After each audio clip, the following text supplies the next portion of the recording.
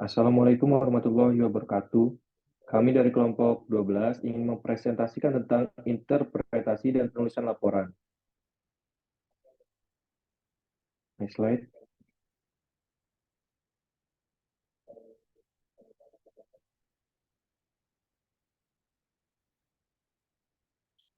Jadi di kelompok kami ada yang pertama itu ada saya sendiri dengan NPM 20510310111, lalu ada Aldo Anggit Febriani dengan NPM 20111031031025 dan M Fahri Adli Naufal dengan NPM 20111101064.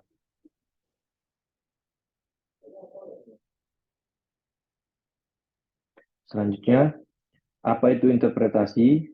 Jadi, interpretasi itu mengacu pada tugas menggambarkan kesimpulan dari fakta yang dikumpulkan setelah studi analisis dan atau eksperimen. Next slide.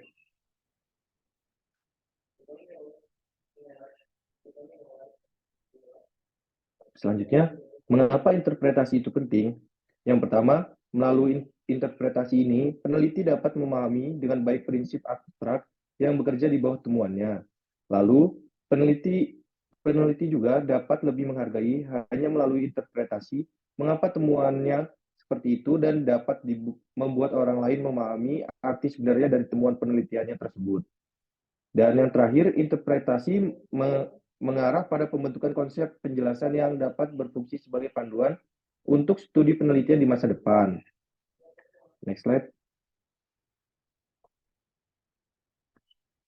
Selanjutnya ada teknik interpretasi. Teknik yang pertama, peneliti harus memberikan penjelasan yang masuk akal tentang hubungan yang dia temukan dan dia harus menafsirkan garis hubungan dalam hal proses yang mendasari dan harus mencoba menemukan benang keseragaman yang terletak di bawah lapisan permukaan dan temuan penelitian yang beragam tersebut.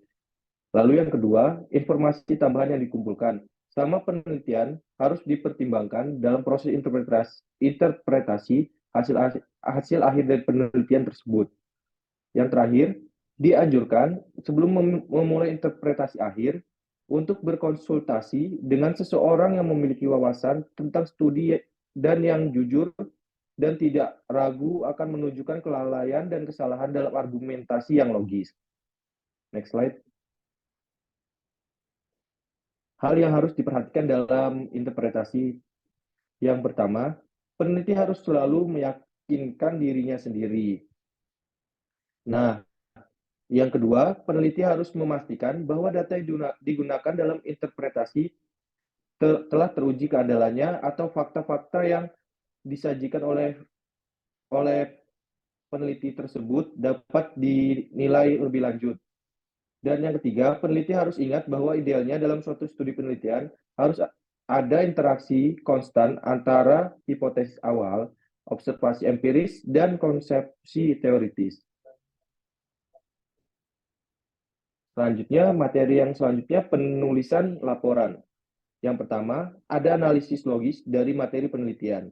Langkah yang pertama ini terutama berkaitan dengan pengembangan subjek. Ada dua cara mengembangkan subjek, secara logis dan secara kronologis. Yang kedua, menyusun garis besar. Langkah yang kedua, menulis laporan penelitian garis besar adalah kerangka kerja yang menjadi dasar pembuatan karya tulis panjang. Yang ketiga, penyiapan draft kasar. Analisis logis dari subjek dan persiapan dari garis akhir. Selanjutnya penulisan akhir, revisi dan perbaikan dari draft kasar yang sudah dibuat, karena pada draft kasar belum terdapat revisi atau perbaikan dari penulisan dan segala macamnya.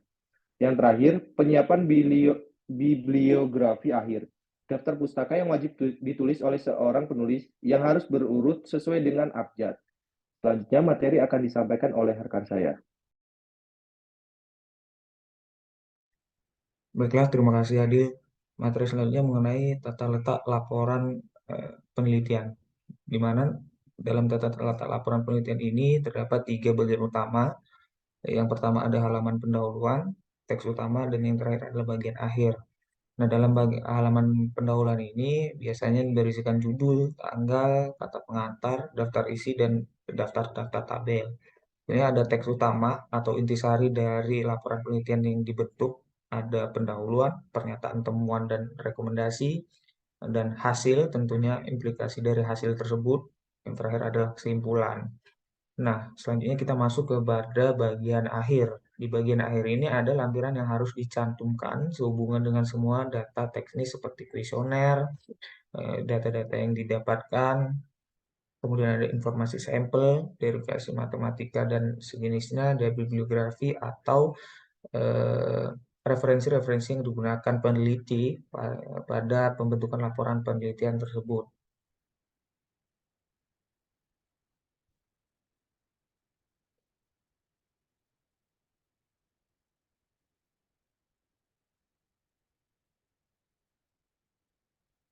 Nah, selanjutnya ada jenis laporan yang perlu Anda ketahui. Terdapat banyak jenis laporan yang dapat disajikan dalam suatu penelitian. Nah, ada laporan teknis, laporan populer, laporan monografi, dan lain sebagainya. Namun, dalam kesempatan ini kami menyajikan jenis laporan dalam eh, dua jenis, yakni laporan teknis dan laporan populer. Di mana dalam laporan teknis ini terdapat beberapa garis besar yang terdapat pada laporan teknis. Eh, di antaranya sendiri ada ringkasan hasil, di mana review singkat dari temuan utama hanya dalam 2 atau 3 halaman saja.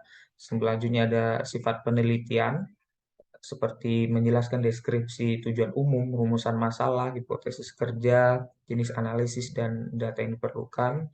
Lalu ada metode yang digunakan, metode spesifik yang digunakan dalam penelitian dan keterbatasan-keterbatasannya itu dijelaskan dalam metode yang digunakan ini.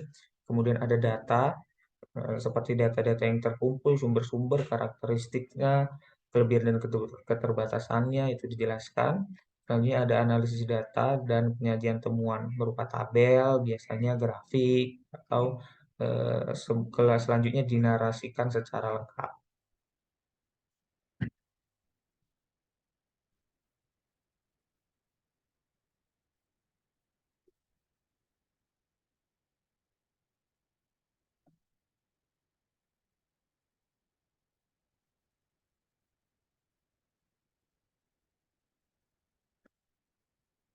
Nah, lanjutan dari laporan teknis tadi ada eh, yang keenam ini berisikan kesimpulan.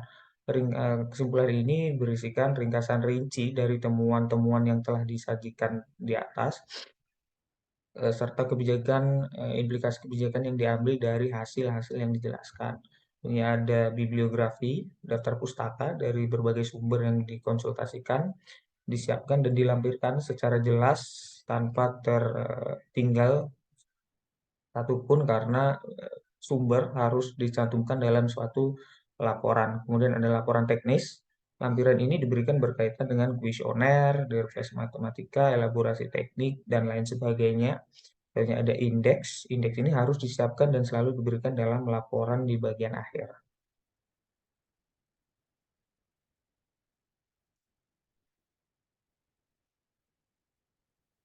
Nah, yang pertama tadi laporan teknis, selanjutnya yang kedua ini laporan populer. Dan laporan populer ini ada beberapa garis besar yang dapat diketahui dalam laporan populer ini. Ada 6 garis besar yang harus terdapat pada laporan populer, di mana diantaranya ada temuan dan implikasi, di mana dalam temuan dan implikasi ini terdapat penekanan dalam laporan ini berkaitan pada temuan yang menarik secara praktis dan implikasinya dari temuan ini. Kemudian ada rekomendasi untuk tindakan. Rekomendasi untuk tindakan ini berdasarkan temuan penelitian yang telah dilakukan sebelumnya. Selanjutnya akan muncul rekomendasi untuk tindakan apa yang harus dilakukan. Kemudian ada tujuan penelitian. Tujuan penelitian ini berisikan ulasan umum tentang bagaimana masalah muncul, disajikan bersama dengan tujuan khusus dari proyek ini dilakukan.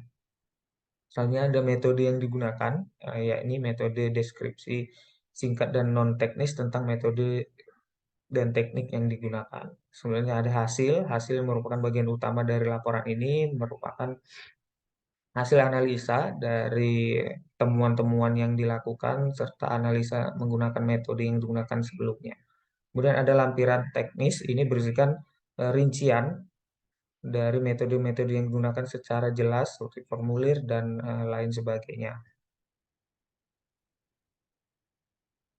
Nah, selanjutnya ada laporan lisan nih. Laporan lisan ini terkadang eh, menjadi pilihan utama karena dianggap efektif, di mana memberikan pemahaman informasi yang lebih baik dibandingkan dengan laporan-laporan tertulis, karena laporan lisan dapat ditangkap oleh audiens dengan cukup baik.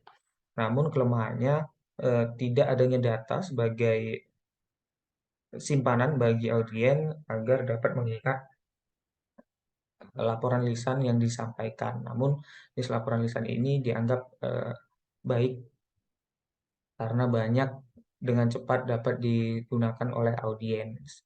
Selanjutnya materi akan dijelaskan oleh rekan saya.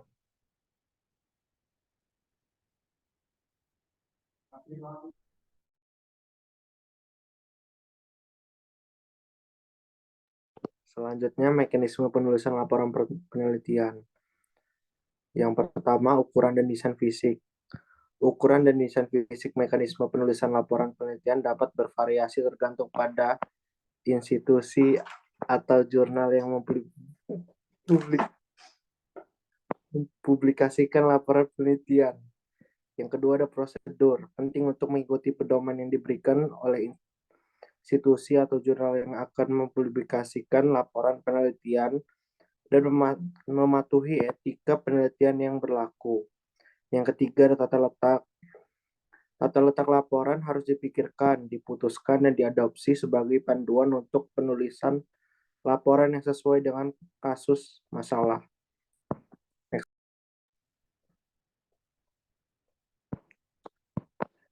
Yang keempat, perlakuan kutipan. Kutipan harus ditempatkan dalam tanda kutip dan spasi ganda, membentuk bagian langsung dari teks, tetapi jika kutipan cukup panjang, maka harus spasi tunggal dan menjorok, setidaknya setengah inci di bagian kanan margin teks normal.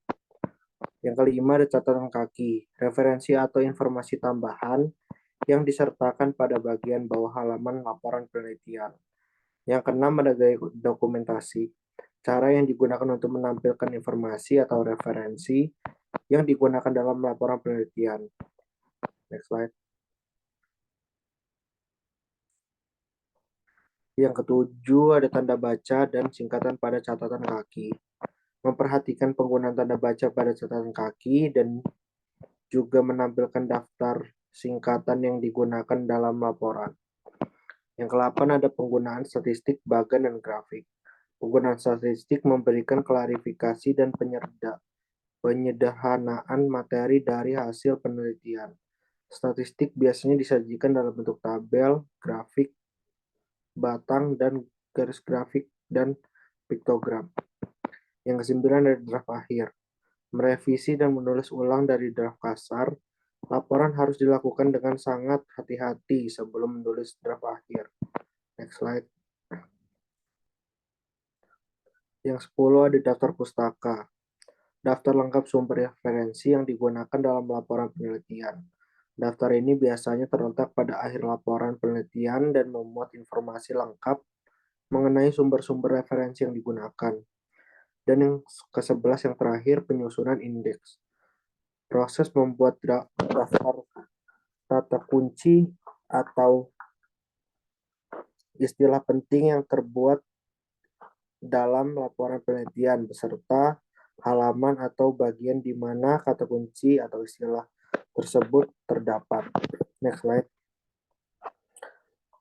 Perhatian untuk menulis laporan penelitian ada 7. Yang pertama, tentukan tujuan dan masalah penelitian yang jelas. Penulis harus memastikan bahwa tujuan penelitian dan masalah penelitian dijelaskan secara jelas dalam laporan.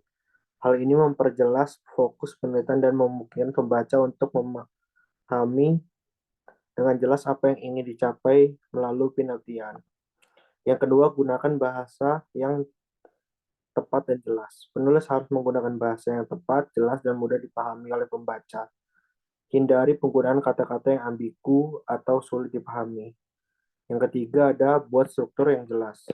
Laporan penelitian harus disusun dengan struktur yang jelas dan teratur. Hal ini memudahkan pembaca untuk mengikuti alur pemikiran penulis dan memahami argumen yang disajikan.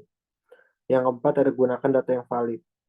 Penulis harus menggunakan data yang valid dan terpercaya dalam laporan penelitian. Data yang digunakan harus diperoleh melalui metode yang akurat dan dapat diandalkan. Yang kelima, gunakan referensi yang akurat. Penulis harus menggunakan referensi yang akurat dan relevan untuk mendukung argumen dan temuan penelitian. Referensi yang digunakan harus diperoleh dari sumber yang terpercaya dan terbaru. Yang keenam ada hindari plagiarisme. Penulis harus menghindari plagiarisme dalam laporan penelitian. Jika mengutip informasi dari sumber lain, pastikan untuk memberikan kredit yang sesuai dengan penulis asli dan mengikuti gaya dokumentasi yang tepat. Dan ketujuh, periksa tata bahasa dan ejaan. Sebelum menyerahkan laporan penelitian, pastikan untuk memeriksa tata bahasa dan ejaan dengan seksama untuk memastikan bahwa laporan bebas dari kesalahan. Dari saya balikin lagi kepada moderator. Terima kasih rekan-rekan. Sekian dari presentasi kelompok kami. Terima kasih. Wassalamualaikum warahmatullahi wabarakatuh. Waalaikumsalam warahmatullahi wabarakatuh.